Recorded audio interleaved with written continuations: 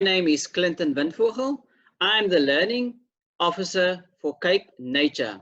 Welcome to Cape Nature Presents Learning to #Love Nature. Audience, thank you for joining us. I hope you will enjoy this experience with us. And I think the first question that comes to your mind is, what is it that Cape Nature does? Cape Nature is a government organization that protects plants and animals that occurs naturally in the Western Cape. So, what are you going to learn today? Yes, you are going to learn about plants and animals that we protect. But I think even or equally important is that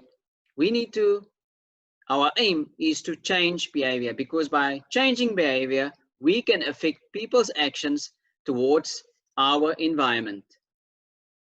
If you've joined from the previous sessions, just on our housekeeping rules, and if you are new, that applies to you as well. You can say hi in the text box, the chat box, or the Q&A box. You can direct your questions and your requests in the Q&A box, and I would request only the presenters to have their videos and speakers on. And I know that there's going to be numerous questions, so you can send them to learning@capenature.co.za. However, it's not all boring facts and research and everything. We're also going to have some fun. So there's going to be some hampers that we will be giving away. But in order to do that, you need to participate. Raise your questions. And if we can't answer them here, you can always direct them at learning@capenature.co.za. But let me introduce you to our final topic for today. And I'm going to hand over to Natasha Warnick, who is going to do a presentation on no rain, no gain, all about rainwater harvesting. Natasha, over to you.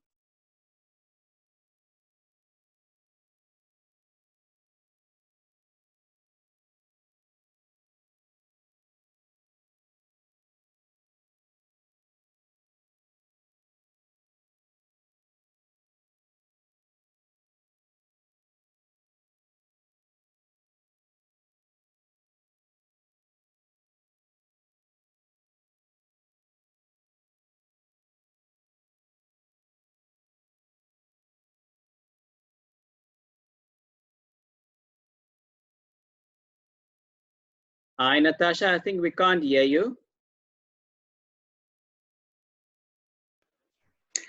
Afternoon, everybody. I'm Natasha Warnick, and I am the Stakeholder Engagement Officer. And I am actually working in the Gansekraal area, close to the West Coast, and also at the Riverlands Nature Reserve, close to Malmesbury.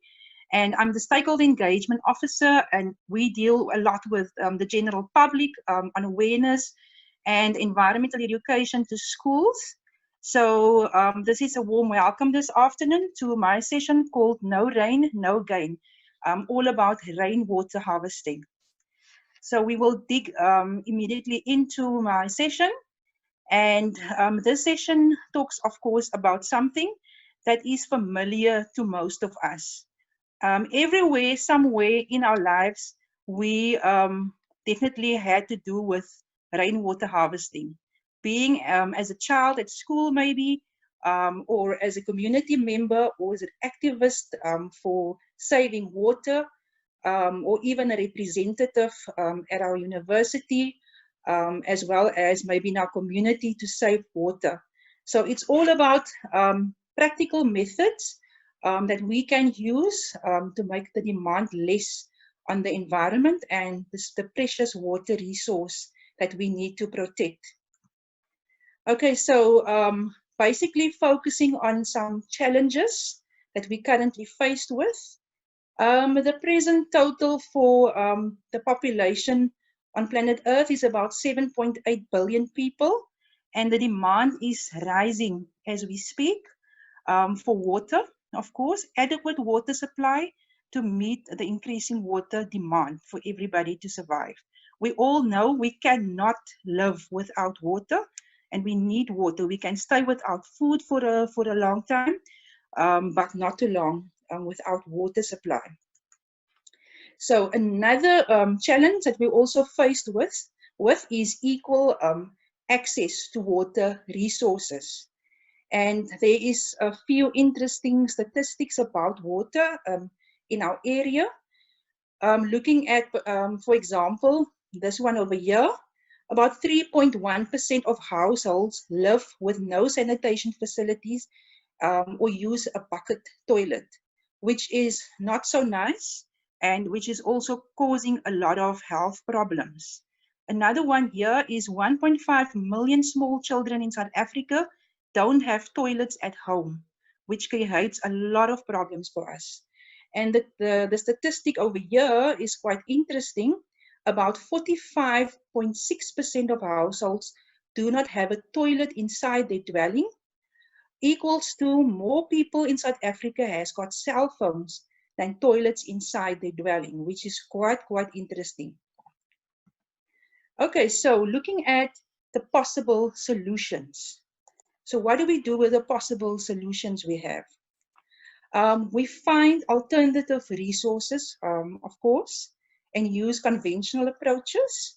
We also better utilize the limited amount of water resource available in a more efficient way.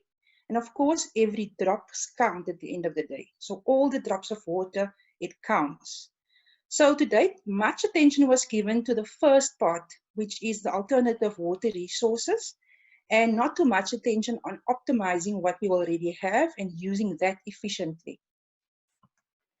So alternative solutions, and it's pretty easy and very practical. There's no rocket science about it. Rainwater harvesting is an environmentally sound solution and an alternative technology to increase freshwater resources. So it can be done at various places, and it is very easy and environmental sound as well. Okay, it is a technology used for collecting and of course storing and use of this rainwater for human or agricultural use. So various methods used. You can see the pictures there, an old bathtub, some pots, yeah, so various methods to store this water in small quantities. And also there's methods where we look at bigger quantities of saving water. And this is also done from other surfaces, which is interesting. Rooftops, land surfaces, or rock catchments by using simple techniques such as jars and pots, as well as engineered techniques for the more complicated rainwater harvesting techniques. And then, of course, many cultures, like I also mentioned earlier, many cultures have been doing water harvesting all over the world. Because it is an effective way to meet water needs, especially where there is not municipal water available. People make do with what they can practically around them. Rooftop harvesting is one of the general practice methods to obtain relative clean drinking water for domestic purposes. So I would say using rooftop water, it could be a drinkable water, but I will still suggest rather using it for domestic purposes or agricultural purposes, and doing some water quality testing when we're thinking of drinking these waters. And then, of course, there's benefits to it. So rainwater harvesting can provide, these water can be provided at the point where it is most needed. So if you have your water tank installed in your backyard, close to your garden, it is at the source where it's needed. So you can directly get your water from your rainwater tank or any method that you are using for your garden to grow nicely. Small farmers or owners of property can also make use and of course manage or also encourage better practices by collecting water for agricultural purposes for their crops. And they can also teach other farmers and other local farmers about these practices and make awareness around their communities and the neighboring properties. Then just having a look globally. So there is also various countries that's been doing it, not just here in our country.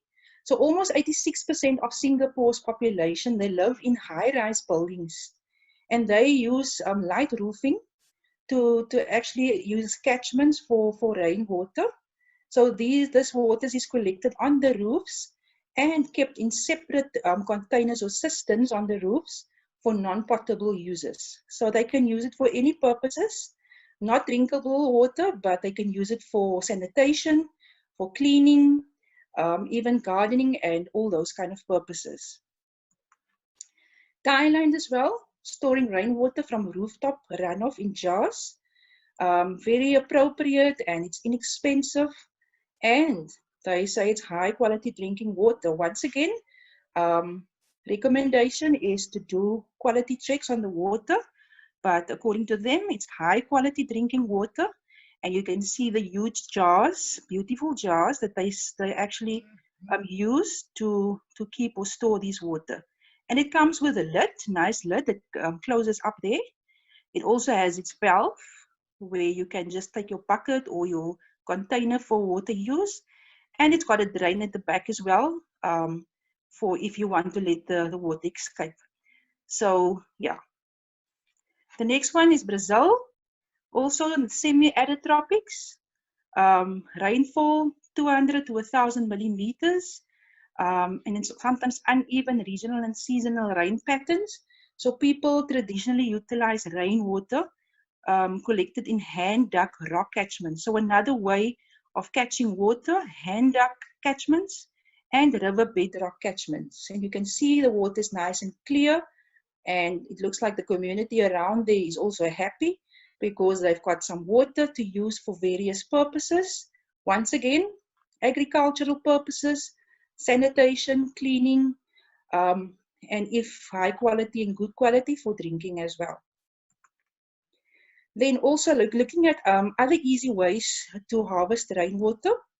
Well, a simple way is using some catchments on your balcony to catch some water on your balcony. If you live in a higher building, in a flat building, and you don't have like a backyard where you can put like a barrel for water harvesting, so you can just do some small amounts of harvesting on your balcony. And we all know the JoJo tanks, so this is quite common in our communities, JoJo tanks for agricultural purposes mostly. So this can be installed at schools, at your garden, and various places to also provide a nice storage space for rainwater. Of course, the gutters, from the rooftop to the gutters, that's an amazing way of also catching rain. Even myself, we're doing it at our home and it works perfectly. And then you can make your own rain barrels. So making your own rain barrels, and of course making sure that you use environmental friendly materials, and of course also another way of reducing waste, because you can then use barrel that was used for other purposes now as your rainwater storage or catchments. And of course being creative around the household, so creative household systems. And I must say, us as South Africans are a very creative nation, because we can always think out of the box and come up with very, very interesting methods. And also today, I would like the participants to drop in the chat box if you have any more ideas of how to harvest rainwater in a cool, creative way. Please drop them in the drop box so that we can see what your ideas is. Okay, so moving on. Basically, rainwater harvesting, very important because it lowers our bills and it saves money. And who would like to save some money? Everybody would love more cash in our purse. So if we can have more water, it's free. Rainwater is free. So let's harvest the rainwater and lower our bills and save a lot of money for other purposes. And then also rainwater harvesting, it takes the pressure off our dams. And we all know, not too long ago, there was a lot of pressure on our dams. And we had we were scared of day zero. We had to reduce our amount of water we use per day, per household. So that created a lot of issues and challenges for all of us. So we can take pressures off our dams if we do rainwater harvesting. And then we can also maintain beautiful gardens, and this is also where we involve not only our communities, but also at home. We can involve our children. We can involve everybody that is at home. This is a nice activity to be outdoors, to grow crops in your yard or maybe in a community spot where there is soil available and a spot available to obviously feed the water from our rainwater harvesting tanks to our crops and grow nice vegetables. And of course, saving water is a great alternative, or rainwater harvesting is a great alternative for water supply, and taking into account again the 7.8 billion people that lives on our planet and what we can do. And I always say the small bit that we can do makes a big change out there. So that is basically my short story for this afternoon. I hope you enjoyed the session, and I hope you will drop some information there for me in the chat box so that I can see what your ideas is on rainwater harvesting where you are situated. Thank you very much. Thank you, Natasha. I enjoyed it thoroughly, and I see there's quite a numerous amount of questions. Let's get to the Q&A section quickly. From Michelle Boucher. I don't think we can answer that question, but I think we need to direct that to the experts. She's just asking, how can we prevent mosquitoes from breeding in tanks of rainwater? I think we will answer that question more professionally and the experts. Yes. And like I said, you can direct that question also to learning@capenature.co.za. Then another interesting question here from Zara. How do we make your own rainwater barrels? Okay, like I mentioned, Clinton, Zara, we said we want to reduce waste in the environment, right? So looking at material like old drums or stuff like that at home, so we can use that. Maybe we would need some help, and I also said let the whole family get involved. So maybe a brother or somebody can get involved to make a little valve or a little tap for the water to, if it's going in on the top, it must come out somewhere, so you can always install some valves and stuff, and then you have your own tank at home. Hope that answers the question. Yeah, thank you, Natasha. How much, Marga Webster, how much effect will harvesting water have on the level of the water table? Okay, well, like I said, the small contribution that we make, if everybody contributes, that will make a change to our water levels. So if for instance, if 50 people out of a community start doing rainwater harvesting at home, it will already make a change. Okay, I see here, Lamisa Rhoda, does anyone have plastic-free alternative suggestions for rainwater harvesting and irrigation for veggie gardening, etc., etc.? Okay, so that's an open question to everybody, eh? Yes, and I think we can answer that question also, you know, that the experts answer that question for us. Let's go to the chat room. Some of the comments here, Charlene Schuler, she's saying using grey water like bath water to water our plants and lawns, that's excellent. Great stuff. Yeah. And then Robin Neft, we use old dustbins and our bath to catch water, and we've been doing this since water scare day 0. Wonderful, great stuff. Let me go back here to the Q&A. I've heard and agree with the statement that cities are the equivalent to deserts with regards to the ability to withhold rainwater. How can you change the current infrastructure to hold rainwater, especially with regards to roads and their drains? Jackie, thank you for asking that question. And yeah, a few years ago, I attended a rainwater harvesting seminar, actually a week of training which we attended, which was quite interesting. And we never use that information, but thank you for allowing me to use that information now. First of all, I think a lot of changes needs to happen. First of all, what you need to know is, I think the roof structures of many buildings are currently changing in South Africa. The new age and the new wave of designing buildings, because you need to calculate the roof rainwater coefficient. In other words, how quick the rainwater runs off a specific roof material. For example, a thatch roof won't do good for rainwater harvesting, whereas a new I don't know what the material, I think it's normal new roof, yes, new roof roof plates will have a quicker coefficient or runoff coefficient. And I think also, you know, when it comes to the design of roads, what we've also the information that was shared with us is also, you will see that the road, most of the roads, the new roads are designed currently in a upward sort of like slant. It's almost like with a 45-degree angle to where most of the water would run off, so that they can actually, that water can flow off the road. That is for road safety. But I think your suggestion is also good, that we actually use that water. And yes, we can purify that water.